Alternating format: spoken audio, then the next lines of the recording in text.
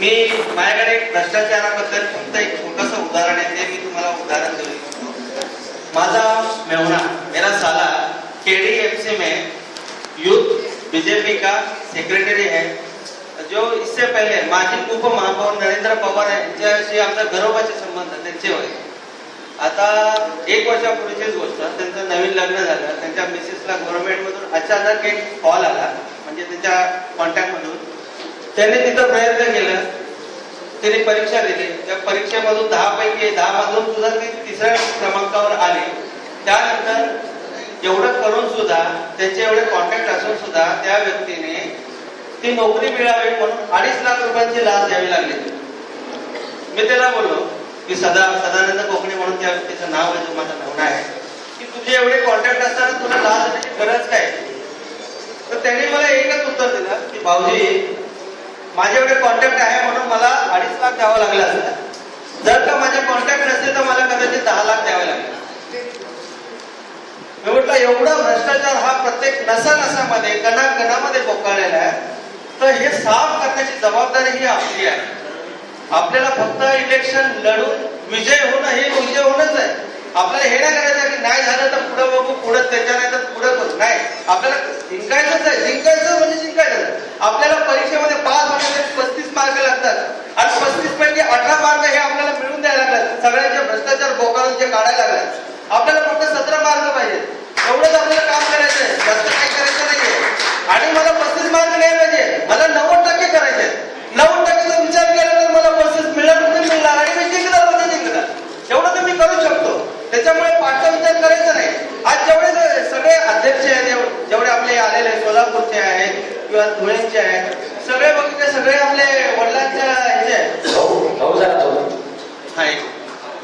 अच्छा, वंदे मातरम. एक अगदी नम्र विनंती आहे सगळ्यांना. खूप महत्वाची माणसं बसलेली आहेत मागे आणि या सत्रात किमान प्रत्येकाची ओळख तरी या ठिकाणी झाली. आणि नीट नियोजन करू आपण. ज्यांच्याजवळ काही सांगण्याजोगं आहे त्या प्रत्येकाचं सांगणं समोर यावं असं नीट नियोजन करू. परंतु या सत्रामध्ये कृपया फक्त नाव, संघटना आणि गाव एवढं सांगा आणि हे सत्र आपण प्रत्येकाची ओळख समोर येऊ द्या. एवढ्यासाठी चालूया. गोष्ट सांगू नका, नाही करू नका. ज्यांच्याजवळ काही सांगण्याजोगं आहे त्यांच्यासाठी मयंक भाईंच्याकडे आपण नावं घेऊ. दुपारच्या सत्रात ते नियोजन करू. कदाचित एका औरंगाबादून जे सगळेजण आलेले त्यांच्या वतीनं एक जण बोलेल, पुणे शहराची ही सगळी टीम आहे त्यांच्या वतीनं 1-2 जण बोलतील. असं नीट नियोजन करू. या सत्रामध्ये फक्त नाव, संघटना आणि गाव एवढं सांगा आणि हे सत्र संपवा. ही विनंती या अजिबात वाढवू नका. आता नाव, संघटना आणि गाव.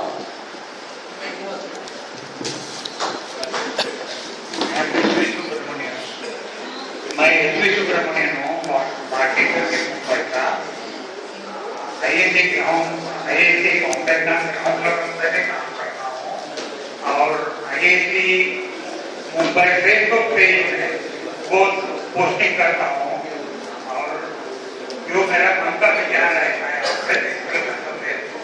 Thank you. मैं ऐसा सर्वोदय का काम से किशन कोरडिया मेरा नाम है, सद्भावना संघ के नाम से. और जो सर्वोदय का ऑल इंडिया का सर्व सेवा संघ है उसका मैं वो सद्भावना संघ का सेक्रेटरी हूँ. और मुंबई में सद्भावना से जो विनोबा भावे का आचार्य की कल्पना से समाज में मार्गदर्शन करने का आचार्य मिलकर करे. तो मैं खाली और एक आगाम मिनट में मेरा जो आज सर्कुलर यहाँ सबको डिस्ट्रीब्यूट किया है उसमें मैंने जो लोक उम्मीदवार ये सबसे बड़ी प्रश्न रहा, तो उसके बारे में नगरराज बिल की जो व्यवस्था है, जो म्यूनिसिपालिटी में हम सब शहर में काम करते हैं, तो नगरराज बिल से हम 1 या 5 बूथ का रिप्रेजेंटेटिव बनावे तो उसके द्वारा विकेंद्र व्यवस्था से हम अच्छे उम्मीदवार करें. तो आज जो भ्रष्टाचार की कल्पना है उनका पूरा अच्छी तरह हम योग्य व्यवस्था कर पाएंगे और अच्छे उम्मीदवार चुन पाएंगे.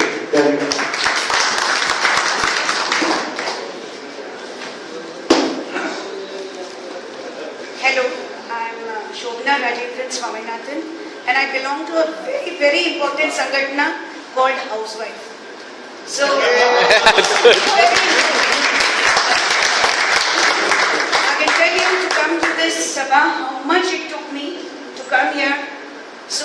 very, very important. You all cannot discount that.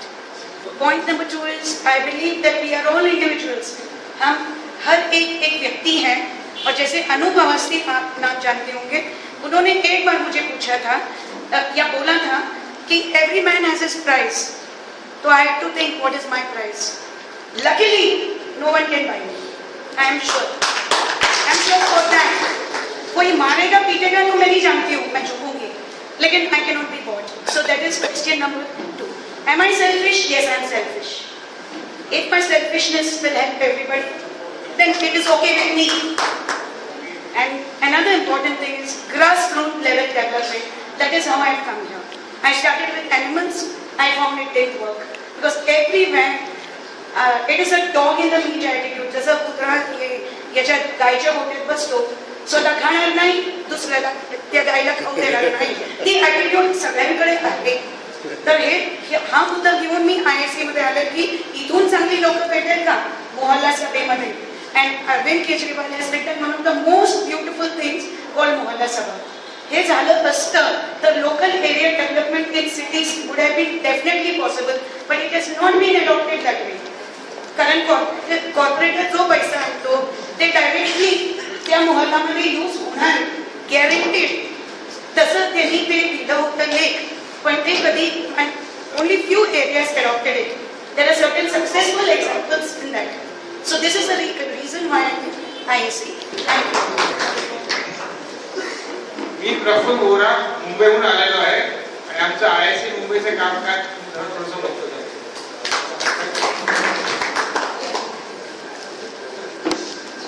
नमस्कार, माझं नाव अंजली आहे.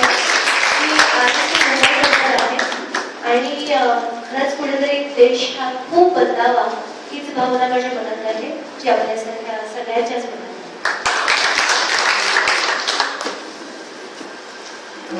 नमस्कार, मेरा नाम राम प्रताप चौबे. मैं विश्व भाषा संपर्क मंच चलाता हूँ और भाषा की एकता के लिए काम कर रहा हूँ. मैं या आप कुछ भी बोले सबको समझ में आनी चाहिए, इसके लिए मेरा प्रयास चल रहा है. मैं चाहता हूँ कि सभी लोग एक दूसरे की भाषा को समझे, सभी एक दूसरे की भाषा को इज्जत दे और राष्ट्रीय एकता बनाने के लिए एक भाषा में, हमारा किसी भी भाषा में बोलना जरूरी है. हम अंग्रेजी को छोड़ने का प्रयास करें, यही हमारा प्रयास चल रहा है. और पिछले 1 वर्ष से मैं ISC के साथ जुड़ा हुआ हूँ और मेरा प्रयास है कि इस सफलता को आगे लेकर जाऊँ. मेरा नाम दीपक राजपूत है, मैं ISC पुणे से हूँ और मेरा मानना है कि हमें ज्यादा से ज्यादा ग्राउंड लेवल पर काम करना है. भाषणबाजी तो करना ही है, बट उसको साइड में करना है. इसी सिलसिले में ISC पुणे ने बहुत अच्छा काम शुरू कर दिया है. ISC पुणे में सारे जोन वाइज हम लोगों ने टीम बनाना शुरू कर दिया है और इलेक्शन का प्रचार भी करना हमने शुरू कर दिया है. इसी सिलसिले में वोटर रजिस्ट्रेशन का काम भी हम लोगों ने शुरू कर दिया है. एक थोड़ी देर एक 5 मिनट अपन को डिस्कस कर लेते हैं. सुबह का सत्र बहुत अच्छा हुआ, कुछ लोगों ने काफी बातें रखी, लेकिन हम और लोगों को सुनना चाहते थे, लेकिन समय की मर्यादा के हिसाब से सुन नहीं पाए. लेकिन दूसरे सत्र में कैसे करें, क्योंकि हम तो कुछ ऐसे स्टूडेंट जैसे हैं, कुछ यहाँ टीचर है तो बहुत कुछ जानते हैं. उनकी जो समझ है उसको हम कैसे अपने तक लेके आ सकते हैं. सबके पास दिल में कुछ ना कुछ बात करने को है, क्या होना चाहिए, क्या है, कैसे देश में बदलाव होने चाहिए. लेकिन एक्चुअली कुछ लोग ऐसे हैं जिसने बहुत कुछ किया हुआ है, उनसे सुने तो कुछ फायदा होगा इस सत्र का. तो कुछ लोग जो या मैं पीछे की तरफ देख रहा हूँ जो बोल नहीं पाए, बहुत उन्होंने जीवन में बहुत कुछ किया हुआ है जिसका योगदान हमें मिल सकता है. अपनी बात को रखने का इच्छा तो सबको होती है, लेकिन मुझे लग रहा है कि उस इच्छा को मैं मार के जिस लोगों ने यहाँ पे काफी काम किया उसकी थोड़ी सी बात दूसरे सत्र में सुनते हैं. और मोस्ट इम्पोर्टेंटली हम एक्शन प्लान करते हैं कि अभी यहाँ से हम कहाँ जाएंगे, किस तरह हम सब साथ में काम करेंगे, इसका कम्युनिकेशन किस प्रकार रखेंगे, नेक्स्ट मीटिंग कैसे करेंगे और यहाँ से जहाँ हम पहुँचना चाहते हैं उसके लिए कैसे आगे कदम बढ़ाएंगे. इसके ऊपर मैं चाहता हूँ कि हम लोग बात करें. जिस प्रकार की जो अभी बात हुई कि बहुत लंबी वाली बातें हुई, तो इसमें हम कहीं ना कहीं थोड़ा सा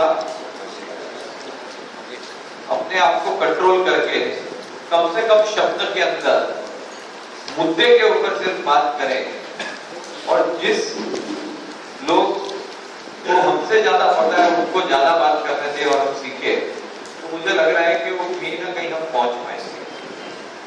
बहुत अच्छे अच्छे लोग मैं देख रहा हूँ मेरे सामने, जिसको सालों सालों का एक्सपीरियंस है। कुछ लोगों के बहुत अच्छे नए नए विचार है, क्रांतिकारी विचार है। सबकी बातें को हमें सुननी तो पड़ेगी, सुननी भी चाहिए। तो ये सत्र में कैसे ऑर्गेनाइज करें, कोई आप लोग कोई सजेशन करेंगे किस प्रकार से करें?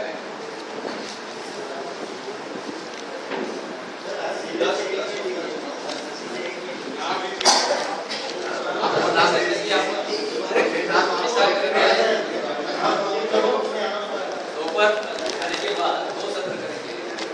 पहले सत्र में 10 वक्ता कोई जिसका अनुभव है, जिनके पास कोई नया आइडिया है और वो भी हर विभाग से नागपुर से वो मैं इसमें क्या आइडिया तो सबके पास है, सबके पास यही लगता है कि हमारे पास नया आइडिया है, लेकिन हमें कुछ एक स्पेसिफिक डायरेक्शन देनी पड़ेगी।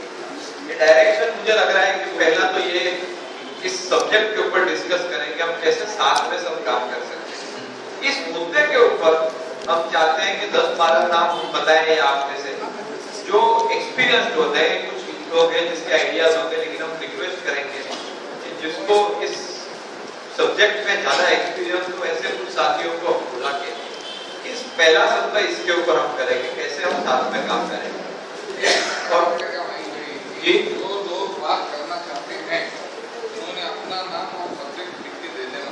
यस, और आपने ये डिसाइड करना उसमें से कितने लोगों को शुरू में बोलने देना चाहिए। एजेंडा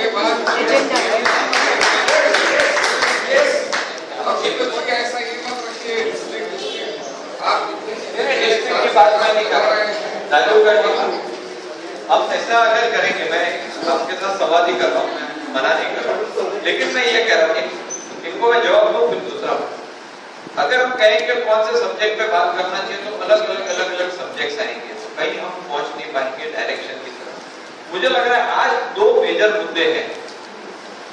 पहला मुद्दा ये है कि हम महाराष्ट्र में सब साथ मिलकर काम करना चाहते हैं, तो किस प्रकार से करना चाहिए, और अगर हम चाहते हैं कि साथ काम करना है तो फिर आगे के क्या कदम होंगे।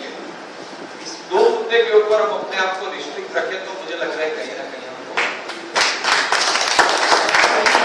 अगर हम जनरल जो डिस्कशन करना है विजन के बारे में, किस प्रकार से कैंडिडेट सिलेक्शन होगा, किस प्रकार से राजनीति होगी, किस प्रकार से इलेक्शन जीता जाएगा, तो मुझे लगता है कि थोड़ा प्रीमेच्योर होगा। उसके ऊपर जब 3 और 4 तारीख को 2 दिन का जो विचार का चिंतन बैठक है, तब हम ये विजन की सारी बात करेंगे, क्योंकि ये भी बहुत इंपॉर्टेंट मुद्दे हैं। किस प्रकार से गठन होगा, किस प्रकार से विजन होगा, किस प्रकार से पैसा आएगा, किस प्रकार से आदमी सिलेक्शन ऑफ कैंडिडेट होगा, कैंडिडेट जीतने के बाद उसके ऊपर कैसे कंट्रोल होंगे, ये सारी चीज के ऊपर डिस्कशन मुझे लग रहा है आज करने जाएंगे तो शायद नहीं कर पाएंगे। तो इस 2 सब्जेक्ट के ऊपर अगर हम अपने आप को रिस्ट्रिक्टेड रखते हैं, क्योंकि बहुत अच्छे वक्ता है यहाँ, ये 2 सब्जेक्ट के ऊपर ही डिस्कशन हम रखें। अगर कितने बन गए ये मजा है, अभी 1 नहीं बजाएगा घड़ी लेट है क्या? 1:30 बजे 1:30 हुई है। अगर हम जरा जल्दी खा ले और 2:10 को शुरू करते हैं, 2 बजे शुरू करें। मयंक भाई, थोड़ा मुझे ऐसा लगता है कि हम सब 80% शहरों में से आया हुआ है, तो शहरों में हम कैसे मिलके काम करें, और उसमें मैं मानता हूँ सबसे जोड़ने वाली कड़ी है ना वो विकेंद्रित व्यवस्था में वो नगर आयुक्त। तो मैं मानता हूँ कि इसको सेंटर में रख के कुछ एक्शन प्रोग्राम में आ जावे तो हम सबका एकता बढ़ेगी और हम अच्छी तरह निकट से बात कर पाएंगे। एक जवाब दे देता हूँ। हम जब बात करेंगे एक्शन प्लान में तो ये सारी चीज को हम लोग साथ में रखें, कैसे साथ में हम लोग एग्जीक्यूशन का जो प्लानिंग है उसके लिए आएंगे, आगे की रणनीति क्या होगी। तो मुझे ऐसा लगता है हम लोग 2 सब्जेक्ट लेके चले, एक्सपीरियंस और एग्जीक्यूशन। जिनको एक्सपीरियंस है उनको बोलने दीजिए ताकि हम लोग एग्जीक्यूशन का प्लानिंग कर सकें। मला असं वाटतं की हा बोला. मला असं वाटतं की एक्सपिरियन्स आहे भरपूर इंडिया गव्हर्नमेंट, पण जे तरुण आहेत, जे मोस्ट ऑफ या इथे खूप अपेक्षित आहेत, तर त्यांच्या डोक्यामध्ये काही प्लॅनिंग विविध पद्धतीचे. एक तर तुम्ही आप ये सुन रहे थे कि सिर्फ हम एक्सपीरियंस वाले को बुलाएंगे ऐसा नहीं, ज्यादा तरुण ही बोलेंगे. डोंट वरी, फ्रेश आइडियाज चाहिए. पुरानी आइडिया से तो थके हुए आप लोग सब. अब हमको नई आइडिया आप लोगों की चाहिए. बिल्कुल तरुण से ज्यादा ही बात करो. It should culminate in something. It should We will culminate in an organizational movement. Otherwise, it will not work at this slow pace. Because I am fed, honest. देखो पुराने जो लोग आज तक बात कर चुके हैं उनसे उनमें से बकिया जी और अंजलि कमानिया ये जो बात करनी है बन सकते हैं. नहीं वो करेंगे एक बार कहना है वो कहने वाले वो हम करेंगे. एक सजेशन है मेरा. एक मिनट उनका पहले बात बोलिए. ये पहले बोलिए. मुझे ऐसा लगता है जब विषय जोड़ी है 10 वक्ताओं की दो वक्ता आप भी चुनिए. आपको आप सबको जानते हैं और उन्हीं को बात करने के बाद उनको उसी को पकड़ के बाकी लोगों को रिएक्ट करें.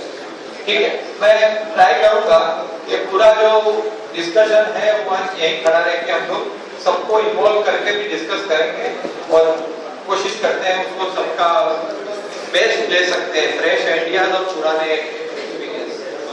एक मिनट चला. कहना यह है सर कि यहाँ पर दो ग्रुप है. हमको दो ग्रुप में डिवाइड करके उनके सभी के विचारों को आपस में बातचीत करना जरूरी है ग्रुप में, सर्कल में. और फिर फाइनली जो दो ग्रुप में जो सीनियर्स जो हमारे हेड्स हैं उनको दो ग्रुप में बांट के जैसे एक्सपीरियंस एंड यंग जनरेशन इनको दोनों के विचारों को लेकर के हमको आगे बढ़ना चाहिए. बताइए. मला असं वाटतं की म्हणजे आगे करप्शन सोडून आणखी काही विचार संघटनाचे लोक आलेले आहेत. ज्याची थोडी थोडी विचारसरणी वेगळी आहे. अगर आपापली विचारसरणी थोडीशी हे करून आपल्याला एकत्र कसं काम करता येईल हे मांडण्यासाठी त्यांच्या संघटनेच्या प्रतिनिधीला बोलवलं. आपका पहला motto is the biggest motto. हमें यूनिटी कैसे बनानी है. यहाँ पे डिफरेंट ऑर्गेनाइजेशन काम करेंगे. अभी हम लोग डिस्कशन में जाएंगे सेकंड सत्र में, तब उसमें भी हम लोग साथ में बात करते करते करेंगे कैसे ठीक करेक्ट है. लेकिन अभी मुझे ऐसा अज्यूम करो कि आईआईटी मुंबई सबसे ज्यादा ऑर्गेनाइज्ड है हमारे में और शायद उनके पास में कोई ना कोई इस बारे में ये जो 2 पॉइंट्स है वो अगर सुन के वो लोग अगर सोच के लाए हैं तो उसको बेस रखिए और वो बेस बना के उसके अराउंड जो भी है बाकी लोगों के सजेशन रखिए. फिर एक प्लान अगर आपके पास एक बेस है. मुझे लग रहा है कि उनका पॉइंट सही है. हम एक पहले प्रपोजल रखेंगे उसके बाद उसके ऊपर विचार. अगर कोई दावा करता है जितना डिस्कस हुआ है उससे अलग मेरे पास है तो उसको थोड़ा भरोसा आगे देना चाहिए. और आप फिकर मत करिए. एक बात सबकी है कि हर आदमी ये ख्याल रखे कि मैं कोई पहला सब्जेक्ट रिपीट नहीं करूँगा. उसको कंडक्ट करेंगे मीटिंग. अगर हम ये लास्ट आपका मुद्दा रखिए फिर हम लोग लंच में चलते हैं. हमारी भाषा अगर हम पालेंगे तो मुझे लगता है अपने पास बहुत टाइम बच जाएगा. चलिए बहुत अच्छा.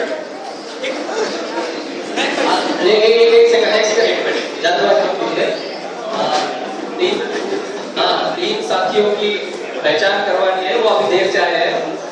संदेश दिवेकर ये युवा जनता के अध्यक्ष है. मैं ही करवा देता हूँ.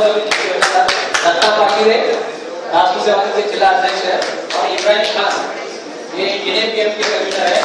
और एक आखिरी रिक्वेस्ट है सबको, रजिस्ट्रेशन काउंटर है वहाँ पे. जो लोग जल्दी में आए और अंदर आके बैठे, आने के बाद जब फुर्सत मिलेगी तो रजिस्ट्रेशन करवा के अपना ईमेल और फोन नंबर बिल्कुल दे दीजिए. और आप 45 मिनट में बिल्कुल आप वापिस आएंगे खाना खाने.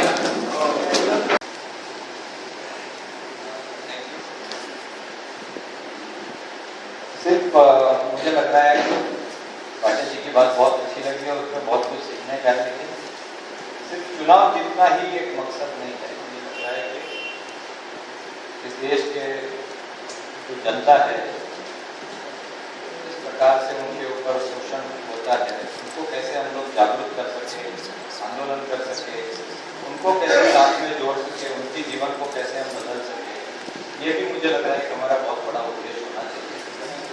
यहाँ तक चुनाव लड़ना है उसमें शहरों में किस प्रकार से लड़े, गाँव में किस प्रकार से लड़े, इसकी चुनाव नीति को हमें बिल्कुल सोचनी पड़ेगी।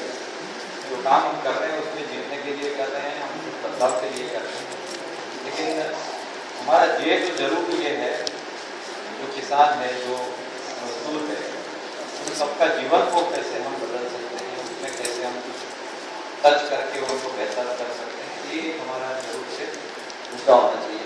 मैं रिक्वेस्ट करता हूँ एक एक करके अपनी बात को रखना शुरू करें।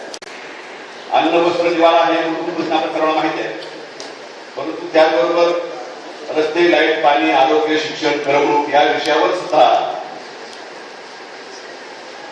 प्रशासनकर्त्यांचं, राज्यकर्त्यांचे दुर्लक्ष होते आणि लोकांची दुर्दमणा होते आहे, त्याच्या विरोधामध्ये सुद्धा आवाज उठवण्याचं काम आम्ही करत असतो. भ्रष्टाचार हा महत्वाचा मुद्दा आहे. भ्रष्टाचाराच्या विरोधामध्ये आम्ही बोलत असतो, काम करत असतो. आरोग्य भाषेत इथे आत्मबरोबर आहे, परंतु त्याचबरोबरीनं सर्वसामान्य माणसाचं दैनंदिन आयुष्य सुखाचं, समाधानाचं व्हावं यासाठी म्हणून ज्या जी कामं केली पाहिजे ती कामं करण्याचा प्रयत्न आम्ही करत असतो. अनेकदा अपयश मिळतं, खूप कमी वेळा यश मिळतं, परंतु येणाऱ्या अपयशानं थकून न जाता किंवा त्याची चिंता न करता आम्ही काम सातत्याने करत आहोत. एक वेगळी माहिती म्हणून मी स्वतः स्पेशली चॅलेंज किंवा अपंग असल्यामुळे एक अपंगांच्या पुनर्वसनाची संस्था गेली 25 वर्ष आम्ही पुण्यामध्ये चालवतो. आतापर्यंत 1,500पेक्षा अधिक अपंग विद्यार्थ्यांचं, तरुणांचं पुनर्वसन आपण सगळ्या महाराष्ट्रावर केलेलं आहे. मुद्दा या ठिकाणी आता जसं भाग्य साहेबांनी सांगितलं किंवा मयांकीने सांगितलं, भाग्य साहेबांनी अगदी पॉईंट टू पॉईंट असं मार्गदर्शन केलं की इलेक्शन हे टार्गेट करून आपल्याला काम केलं पाहिजे. जर राजकीय पक्ष बनत आहे तर त्यांचं म्हणणं अगदी 100% बरोबर आहे, परंतु राजकीय पक्ष बनवलेलं असताना आणि राजकारणामध्ये सत्ता परिवर्तन किंवा व्यवस्था परिवर्तनाची ज्यावेळेला आपण स्वप्न पाहतो किंवा आपण विचार घेतली आहे, ते घेत असताना केवळ राजकीय सत्ता परिवर्तन करूनच हे भागेल असा भाग नाही. त्याचबरोबर समाज सुद्धा बदलला पाहिजे आणि समाजामध्ये भ्रष्टाचाराच्या व्यतिरिक्त आणखी अनेक प्रश्न आहेत की ज्या प्रश्नांमुळे सर्वसामान्य माणसाला आपलं जगणं मुश्किल झालेलं आहे, हे आपण समजावून घेतलं पाहिजे. आणि केवळ मध्यमवर्गीयच का, या समाजामधल्या सर्वसामान्य लोकांना झोपडपट्टीमध्ये असेल किंवा बिलो पॉवर्टी लाईन मध्ये असेल तर त्यालाही या चळवळीबरोबर घेतलं गेलं पाहिजे. केवळ झोपडपट्टीमधल्या किंवा निम्न उत्पन्न गटामधल्या लोकांना प्रोग्राम भरवला जात तर आता झोपडपट्टीवाल्यांच्या पेक्षा सुद्धा जास्त भ्रष्ट हा मध्यमवर्गीय झाला आहे, हे आपण करून घेतलं. आता मध्यमवर्गीय ओनरशिप फ्लॅट मध्ये राहणारे किंवा सोसायटीमध्ये राहणारी माणसं रंग दिल्याशिवाय किंवा कंपाऊंड बांधून दिल्याशिवाय किंवा त्यांच्या बिल्डिंग मध्ये बोरिंग करून दिल्याशिवाय किंवा त्यांच्या मताची काही किंमत दिल्याशिवाय मतदान करत नाहीत, हे आपण लक्षात घेतलं पाहिजे. हे गेल्या 25-30 वर्षांमधला आमचा अनुभव आहे.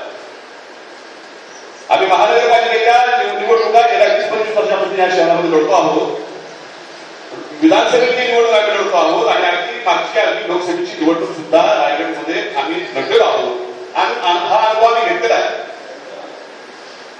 त्याच्यामुळं या सगळ्या परिस्थितीमध्ये बदल करायचा असेल तर आपल्या मानसिकतेमध्ये आपल्याला बदल करून घ्यावा लागेल. आपल्या मनामध्ये कोण भ्रष्ट आणि कोण म्हणजे कोण विकाऊ आणि कोण चांगला याच्यापेक्षा सगळी माणसं मेजॉरिटीचे जे लोक आहेत ते सगळे विकाऊ आहेत, हा स्पष्ट अनुभव आहे.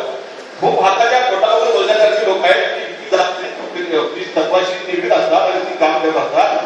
महत्वाचा प्रश्न असा आहे की तो भ्रष्ट आहे त्याच्याकडे दुर्लक्ष करून चालेल का, जो विकत घेतला जातो त्याच्याकडे दुर्लक्ष करून चालेल का, त्याची मानसिकता बदलणं हे अतिशय महत्वाचं आहे. आणि ती मानसिकता जर बदलायची असेल तर आपल्यावरचा विश्वास वाढला पाहिजे. आपण जे काम करतो, आपण जे समाजाचं प्रतिनिधित्व करतो, त्यांनी बदलून घेणं आणि त्यांनी आपली विश्वासार्हता समाजापर्यंत पोहोचवणं, त्यासाठी ठोस कार्यक्रम घेणं आणि ते ठोस कार्यक्रम घेत असताना जसं आता अरविंदजींनी गेल्या 1.5 महिन्यामध्ये या देशातले प्रमुख प्रश्न लोकांच्या समोर आणलेले आहे, त्याचबरोबरीने स्थानिक पातळीवर सुद्धा आपल्या अवतीभोवती प्रचंड मोठ्या प्रमाणावर भ्रष्टाचार होत असतो.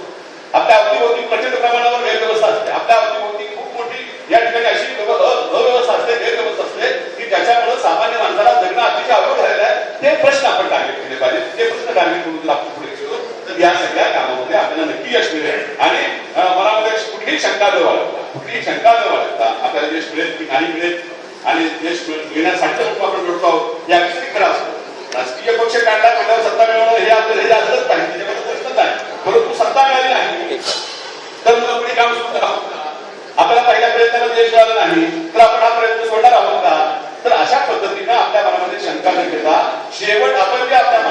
ठेवलेलं आहे. मग अण्णाजी म्हणतात आणि तुम्ही म्हणतात की आमचे मार्ग वेगळे आहेत, आमची ध्येय आमचं वेगळं आहे, भ्रष्टाचार मुक्त देश निर्माण करायचा आहे. भ्रष्टाचार मुक्त देश जोपर्यंत निर्माण होत नाही, सर्वसामान्य माणसाला सुखी समाधान जीवन जोपर्यंत जगता येत नाही, आणि महात्मा गांधी असं म्हणाले होते की जोपर्यंत शेवटच्या माणसाला सुखा समाधान जगता येत नाही, शेवटच्या माणसाला असं होत नाही, तोपर्यंत या देशाला स्वातंत्र्य मिळालं असं समजत नाही. शेवटच्या माणसाला न्याय मिळेपर्यंत आमची लढाई ही चालूच राहील. अशा पद्धतीच्या ध्येयानं आपण काम केलं तर नक्की यश मिळेल असं मला वाटतं, आणि त्या यशाचा एक भागीदार व्हावं अशी प्रामाणिक इच्छा आहे म्हणून मी या ठिकाणी आहे. आणि या सगळ्या भागीदारीमध्ये आपल्या बरोबरीने काम करण्याची या ठिकाणी इच्छा व्यक्त करून मी आपली रजा घेतो. धन्यवाद.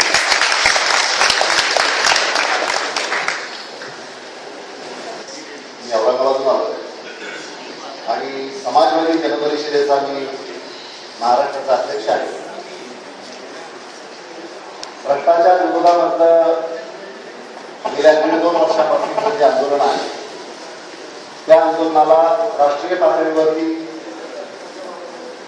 आम्ही पाठिंबा देऊन त्याच्यामध्ये सक्रिय राहतो. आंदोलनाला पाठिंबा देत असताना कुठलाही एक कायदा केल्यानंतर देशामधले सर्व प्रश्न किंवा भ्रष्टाचार सुद्धा संपुष्टात येईल असं मानणाऱ्यांपैकी आम्ही नाही. पण तरीही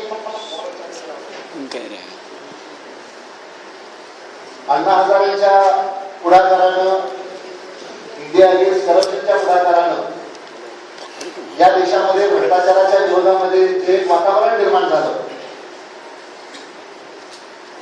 ते त्याच पद्धतीनं पुढे जायला पाहिजे. आणि व्यवस्था परिवर्तनाचा एक भाग म्हणून भ्रष्टाचाराच्या आंदोलनाकडे आपल्याला पाहता आलं पाहिजे. ही भूमिका आमच्यासारख्या पक्षांची राहिलेली आहे. आणि म्हणून पहिलं 3 दिवसाचं उपोषण असेल, त्यानंतर 12 दिवसाचं उपोषण असेल, त्या प्रत्येक वेळेस आमच्या ताकदीविषयी आम्ही या आंदोलनाबरोबर राहिलेलो आहे.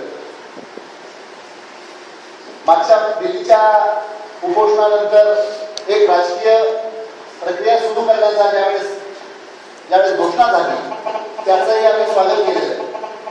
प्रश्न एवढाच आहे की आमच्यासारखे कार्यकर्ते जे गेल्या 30-35 वर्षापासून समाजामधल्या तळागाळामध्ये काम करतात, असंघटित कामगारांमध्ये काम करतात, दलित आदिवासींमध्ये काम करतात आणि आमूलाग्र बदल व्यवस्था परिवर्तनाच्या अनुषंगाने काम करतात, ते अशा प्रत्येक पुढाकाराचं स्वागत करत असताना ही प्रक्रिया अधिक लोक माणसामध्ये कशी रुजेल हे निश्चितच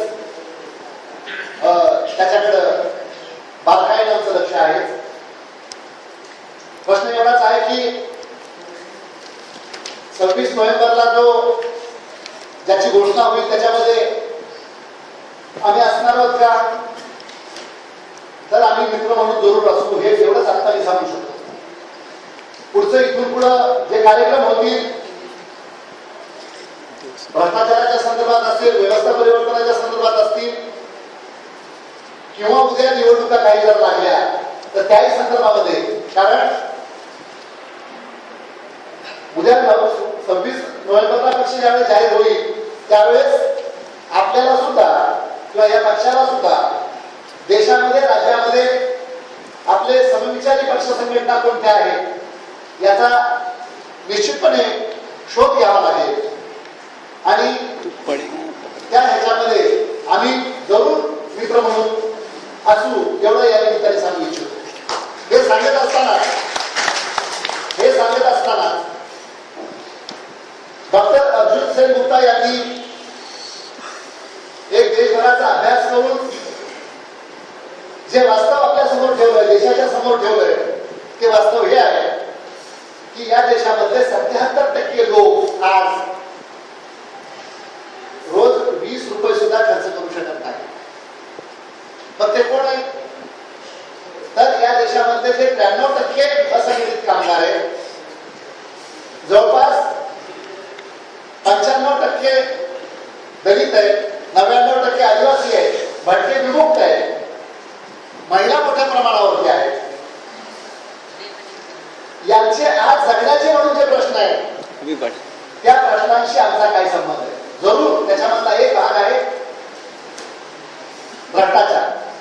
कारण केजरीवाल यांचं जे पुस्तक स्वराज्य मी आता चालत होतो त्याच्यामध्ये मला नरेगाच्या योजनेच्या बद्दलचा थोडासा आक्षेप मला जाणवला. पूर्ण काही वाचता आलं नाही, पण त्याच क्षेत्रामध्ये किंवा त्या योजनेमध्ये किंबहुना तो कायदा महाराष्ट्रामध्ये तो 35 वर्षापूर्वी झाला, तो देशभर लागला पाहिजे याच्यामध्ये जे लढणारे कार्यकर्ते आहेत, लढणाऱ्या ज्या संघटना आहेत त्याच्यामध्ये आम्ही होतो. याचा अर्थ नरेगामध्ये भ्रष्टाचार नाही का? आहे. गोरगरिबांच्यासाठी उपेक्षितांसाठी जेवढे म्हणून कायदे आणि योजना आहेत भाटियाजी तर त्याच्यामधलेच ते जाणतील ते की याच्यामध्ये मोठ्या प्रमाणावरती भ्रष्टाचार आहे. प्रश्न एवढाच आहे की ते जसं देशामधल्या सर्व स्तरामधला भ्रष्टाचार निपटून काढण्यासाठी आपल्याला असं वाटतं की एक कायदा झाल्याबरोबर ते होईल, आमच्यासारख्या कार्यकर्त्यांना त्याबद्दलच्या शंका आहेत.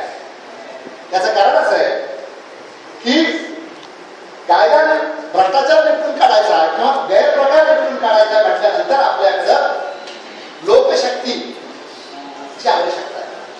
कायदा झाला, कायदा आला, अनेक कायदे आज पुस्तकामध्ये, परंतु त्या कायद्यांचा ज्याला लाभ होतो त्या लोकांमध्ये जर जागृती नसेल, त्यांच्यामध्ये जर संघटन नसेल तर त्याचा उपयोग होत नाही. हे आम्ही आज देश पातळीवरती, राज्य पातळीवरती, जिल्हा पातळीवरती, गाव पातळीवरती बघतो आहोत. आणि म्हणून आणि त्याचं आमच्यासारख्याला जे कारण वाटतं ते हे की लोकशाहीची ही संकल्पना पहिल्यांदा आपला देश स्वतंत्र झाल्यानंतर आपल्या देशामध्ये आली, ज्याचा उल्लेख मगाशी भाटियाजींनी केला, ते अतिशय चपलक आहे की आमची अजूनही कुटुंब व्यवस्था किंवा कुटुंबांनी लोकशाही स्वीकारलेली नाही. तिथे अजूनही सगळे व्यवहार हे फ्युडल पद्धतीने होतात. मला असं वाटतं की आपल्यासारख्या संघटनांनी हे चॅलेंज म्हणून आपल्याला स्वीकारावंच लागेल. आपल्या इच्छेचा प्रश्न आहे असं मला वाटत नाही. आणि म्हणून नरेगाचा मुद्दा असेल किंवा त्या पद्धतीच्या योजना असतील, सार्वजनिक वितरण व्यवस्था असेल किंवा इथल्या उपेक्षित आणि असंघटित विखुरलेल्या घटकांच्यासाठी जे जे कायदे आणि व्यवस्था आहे त्याची परिणामकारक अंमलबजावणी कशी होईल या संदर्भातले कार्यक्रम मला असं वाटतं की आधी परिणामकारकपणे आपल्याला राबवावेच लागते. उल्लेख महात्मा गांधींचा झाला. महात्मा गांधींनी रोज संघर्षाचा कार्यक्रम कधी दिला नाही, परंतु 2 संघर्षामध्ये आम्ही काय करणार आहोत, आजही विस्तार साफ करण्यापासून अशा पद्धतीचे कार्यक्रम दिलेले आपण पाहतो आहोत. आणि म्हणून आपल्या समोर आपण इथं एक राजकीय आव्हान उभं करत असताना आपल्याला या कार्यक्रमाच्या अनुषंगाने सुद्धा विचार करावा लागेल. आणि शेवटचं, त्याच्यासाठी आम्ही अशा पद्धतीने वेगळे आहोत असं म्हणण्याची गरज आहे असं मला वाटत नाही, परंतु सध्याचं एकंदरीत राजकारण हे द्वेषावरती आधारलेलं आहे असं मला वाटतं. ते आपण पुढे चालवणार का, की आम्ही आमचा कार्यक्रम घेऊन पुढे राहणार? कुणाच्याही बद्दल व्यक्तिगत पातळीवरती द्वेष, मग ती व्यक्तीच्या पातळीवर असेल, समाजाच्या पातळीवर असेल, जात धर्माच्या पातळीवर असेल, ते होणार नाही. अशा पद्धतीची एक जबाबदारी मला असं वाटतं की नवीन प्रयोग करणाऱ्यांवरती आहे. कारण सत्तेमध्ये, मग राज्यामध्ये असेल किंवा देशामध्ये सुद्धा समाजामध्ये द्वेष निर्माण करून लोकांनी सत्ता काबीज केल्या. आजही काही लोकांच्या डोक्यामध्ये ते आहे, त्याच्यापासून आपण सावध राहायला पाहिजे. एवढंच या निमित्ताने सांगतो. आणि नक्कीच आम्ही स्वागत केलेलं आहे आम्ही बरोबर. धन्यवाद.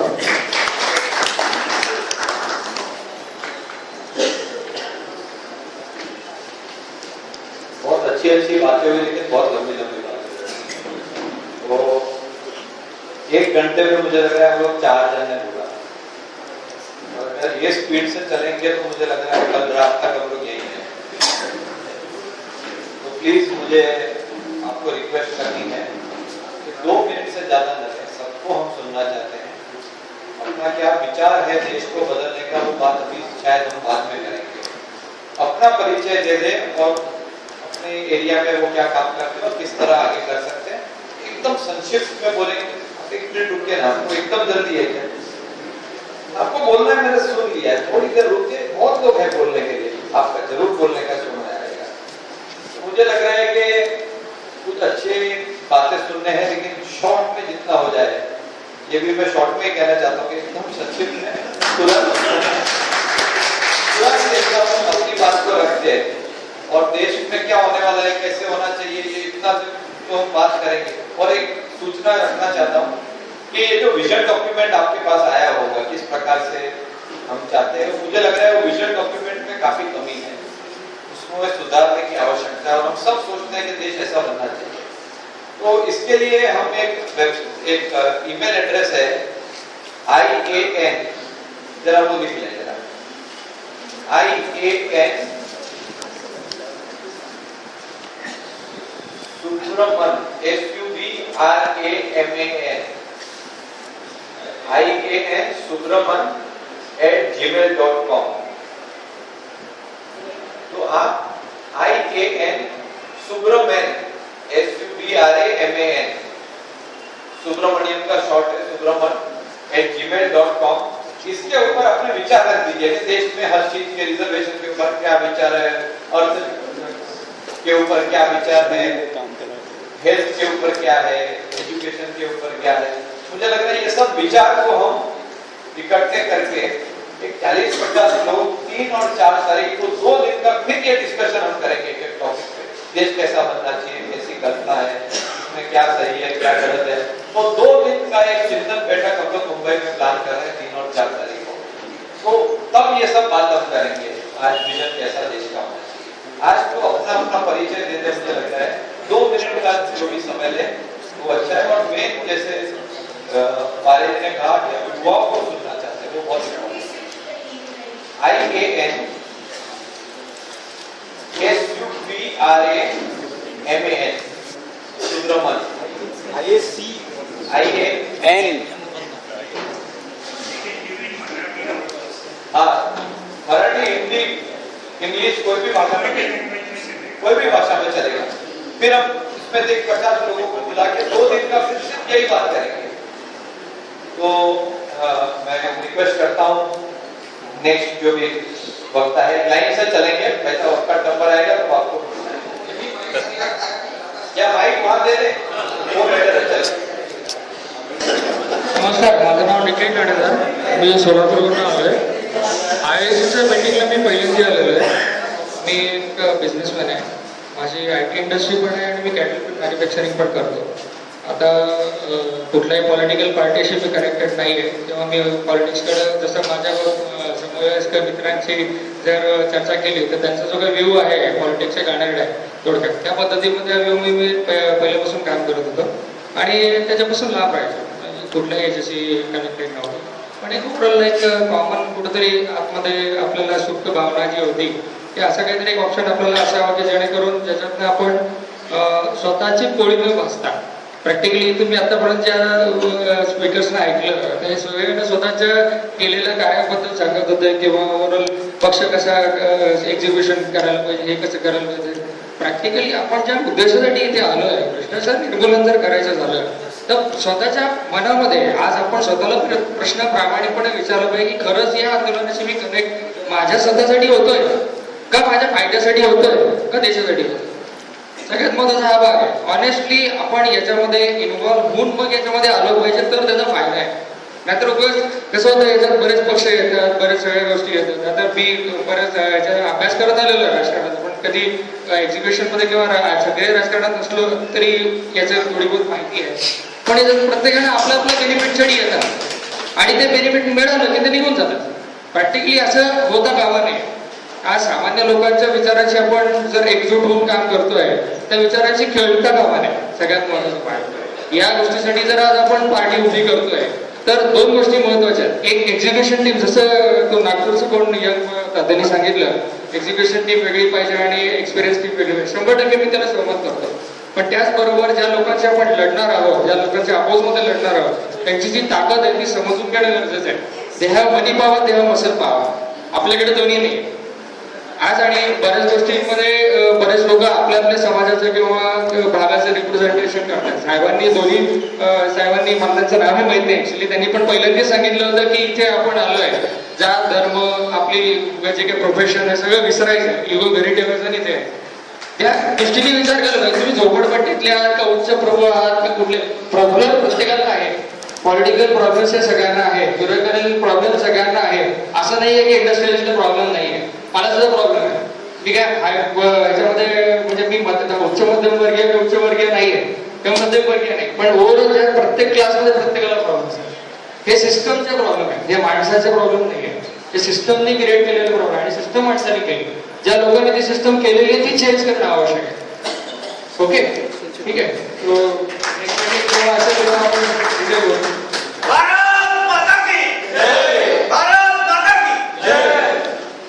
मेरा नाम कुलदीप चौरसिया है. पहले तो मैं क्षमा चाहता हूँ कि मुझे मराठी नहीं आती, कोशिश कर रहा हूँ. और मैं सॉफ्टवेयर इंजीनियर प्रोफेशन से पहले दिल्ली में काम करता था, ये पिछले 1.5 साल से काम कर रहा हूँ. और अभी मुंबई टीम में हूँ, ऑर्गेनाइज करना इवेंट को और यूथ को मोटिवेट करना. अपने कॉलेज का जो यूथ है, हमारी टीम में निधि त्रिवेदी, आशीष तिवारी, मनु, ये सारे लोग बहुत ही बढ़िया काम कर रहे हैं. क्योंकि हमें हमारे पास 2 साल ही या बचे हैं ज्यादा से ज्यादा इलेक्शंस के लिए या कुछ भी करने के लिए. तो हमें यूथ को अपनी तरफ अपने साथ लाना है ताकि हम उन्हें आगे तक एक मोटिवेशन के साथ आगे ले जा सकें. Thank you very much. नमस्कार, माझं नाव राजेंद्र फातर्पेकर.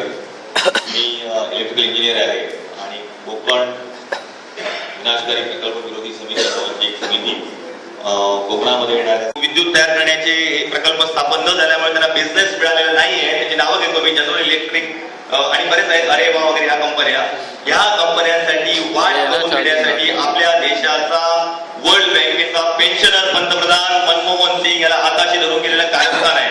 त्याच्या विरुद्ध आपण लढणार नसू तर आपण स्वतःची फसवणूक करून घेऊ. मला असं वाटतं की सर्व जनतेने, या महाराष्ट्राच्या जनतेने, देशाच्या जनतेने पुन्हा जैतापूरच्या प्लॅटफॉर्मवर जावं, हा प्रकल्प उधळून लावावा आणि सांगावं की अणुविद्युतीचं कारस्थान या देशातून आम्ही जैतापूरच्या ह्याच्यापासून परतवून लावतो आहोत.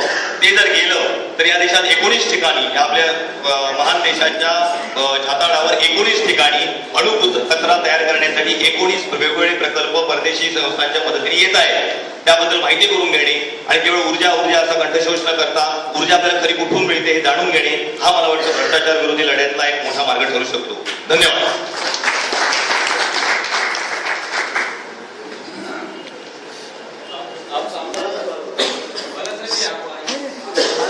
सबको देखिएगा ना, सबको देखिएगा.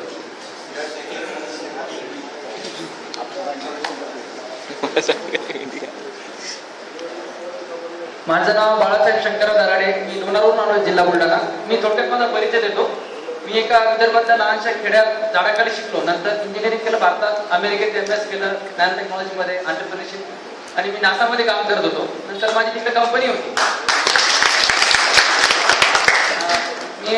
आणि जेव्हा आपलं IITचं मुवमेंट चालू झालं तेव्हा अमेरिकेमध्ये सर्वात पहिल्यांदा सिन्सिनाटीला मी IIC सिन्सिनाटी चालू केलं आणि भारताची क्रांतीची सुरुवात झाली.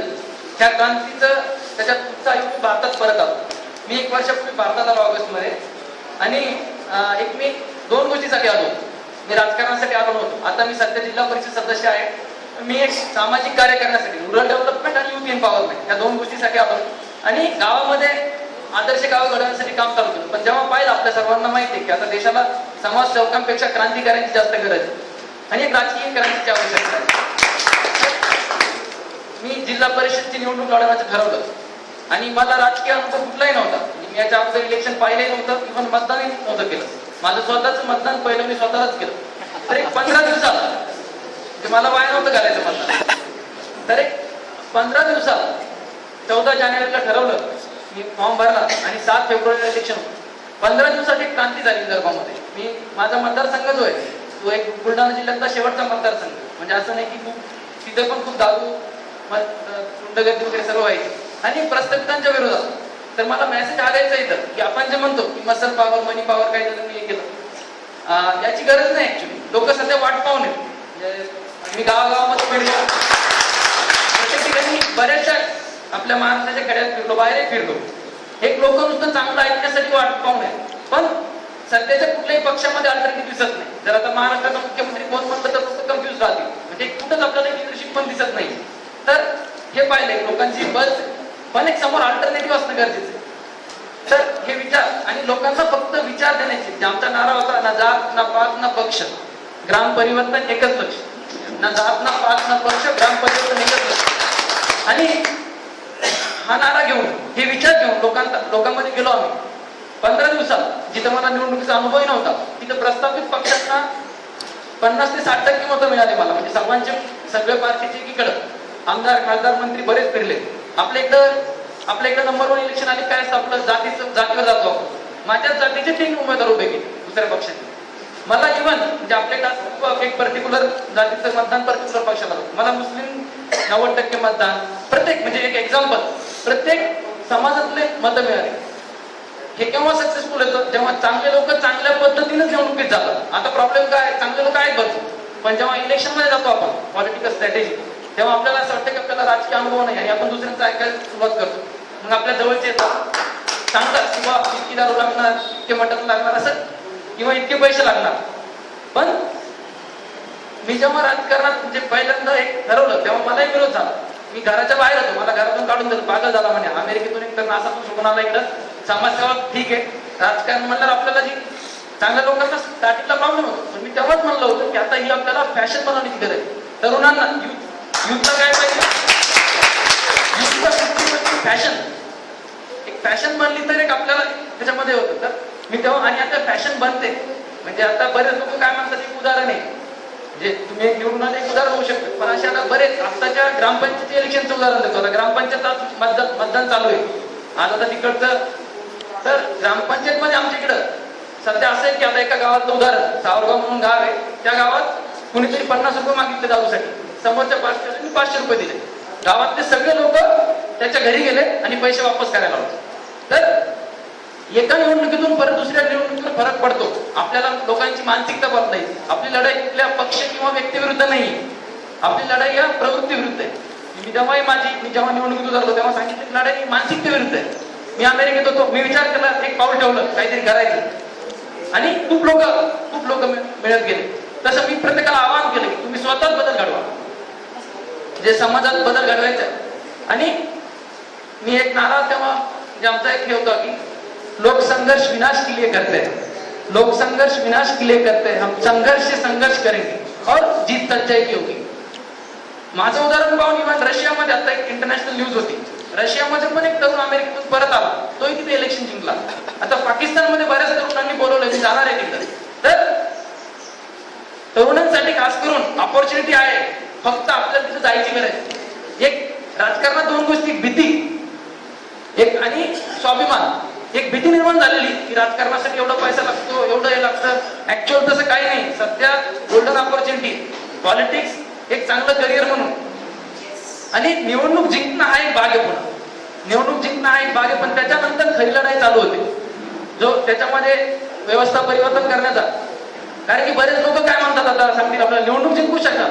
आपल्या देशात आपण भावनिक मुद्द्यावर निवडणूक जिंकू शकतो, नवीन कोणाला नवीन चेहरा म्हणून निवडणूक जिंकू शकतो, पण त्याच्यानंतर तुम्ही बदल घडू शकता. आता मी जिल्हा परिषद मध्ये, आपल्या सगळ्यांना जिल्हा परिषदेची सिस्टीम माहिती की it is not one of the most corrupt. पण आता मी जिल्हा परिषद, आमच्या बुलढाणा जिल्हा परिषद मध्ये बराचसा भ्रष्टाचार कमी झालाय, प्रोसेस ऑनलाईन केल्यात आणि सगळ्या पक्षातल्या लोकांची मानसिकता बदलली. म्हणजे आपल्याला सगळ्याच पक्षात चांगले लोक पाहिजे. पॉलिटिक्स असं नाही की एकच पक्ष खूप चांगला राहील.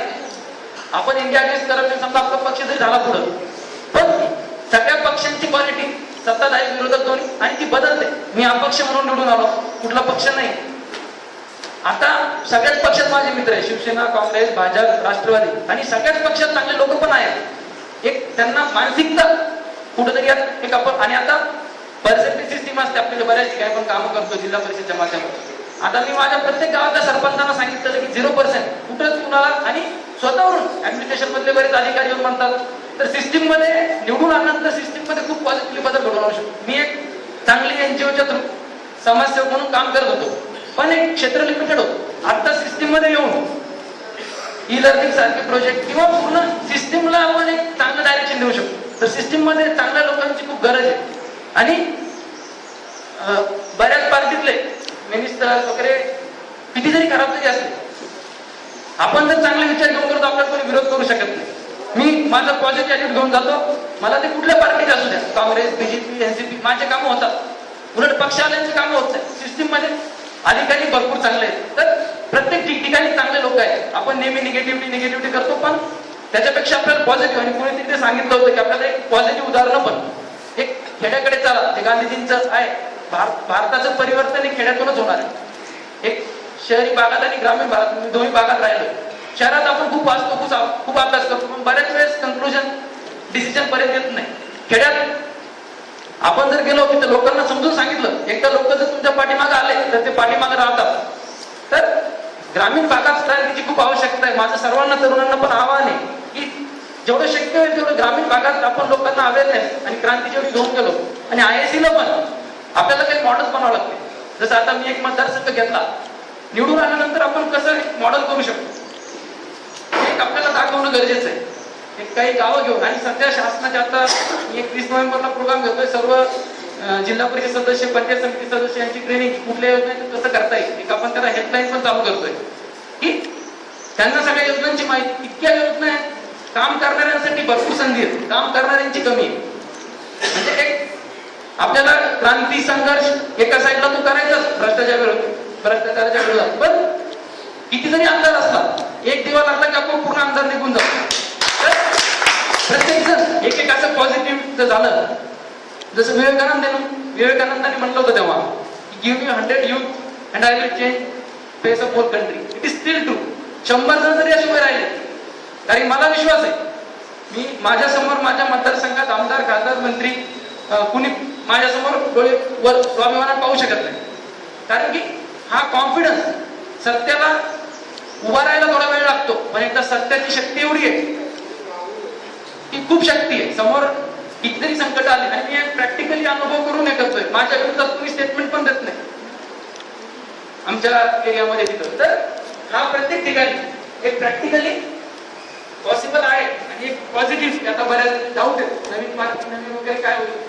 तर अशी जर लोक जर तयार झाले, आपण त्या कन्व्हिक्शनला गेलो, आपल्या डोक्यात जर बदल घडला, तर समाजात नक्की बदल घडतो. समाज वाट पाहू नये. सर्व तयार आहेत का? तर ही क्रांतीची आणि निवडणूक आपल्याला आपण जो कॉन्सेप्ट ठेवलाय क्रांती म्हणून, जेव्हा क्रांती असते, क्रांतीमध्ये कुठलेही कॉन्सेप्ट नसतात. होणे निवडणुकीला एवढे पैसे लागतात, एवढे लागतात. मला स्वतः लोकांनी गाडी आणून 100 रुपये, आजीबाई 50 रुपये, कोणी 20 रुपये असे पैसे देऊन, म्हणजे मला निवडणुकीत खर्च काहीच लागला नाही. सकाळी निघायचो, रात्रीपर्यंत 3-4 हजार लोक मागे असायचे. रात्री आम्ही त्यांना ओम नमः शिवाय चॅन्टिंग करून मुलांच्या त्यांचे घरचे पाठवायचे मुलांना, आणि फक्त माझा मेसेज शिकवतो, दररोज काहीतरी शिकायचं. इलेक्शन जिंकण्यापेक्षा इलेक्शन प्रोसेस ही खूप इंटरेस्टिंग आहे. इलेक्शन प्रोसेस मध्ये आपण मानसिकता लोकांची बदलू शकतो. आता ज्यांना अनुभव आहे पॉलिटिक्सचा, त्यांना माहिती आहे की त्या प्रोसेस मध्ये जी मानसिकता बदलली लोकांची, त्याच्यामुळे आमच्या ग्रामपंचायत मध्ये इलेक्शनला 3 दारूच्या व्हायला लागले. किंवा त्यावेळेस आम्ही नारा दिला होता, आता बदल निश्चित, द चेंज इज सर्टन. बदल